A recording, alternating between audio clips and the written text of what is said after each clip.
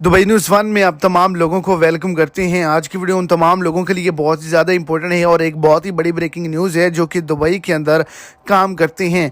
Dubai में काम करने वाले वर्कर हजरात के हक में यूएई गवर्नमेंट की जानिब से एक बहुत ही बड़ी खुशखबरी जो है वो शेयर की गई है और आप तमाम लोगों की लाखों दुआएं जो हैं वो कबूल हो चुकी हैं। छुट्टी के हवाले से, तनख्वाह के हवाले से और काम के हवाले से एक ज़बरदस्त ऐलान को जारी किया गया है। तो जितने भी गैर मुल्की वर्कर हजरात हैं जो कि दुबई के अंदर मौजूद हैं या यूएई के किसी भी स्टेट के अंदर मौजूद हैं, वो इस वीडियो को जरूर देखें। और आप अगर इस चैनल पर फर्स्ट टाइम है तो लाजमी से चैनल को भी सब्सक्राइब कर दें, वीडियो को भी लाइक करके अपने दोस्तों तक ज्यादा से ज्यादा शेयर करें ताकि वो भी फायदा उठा सकें।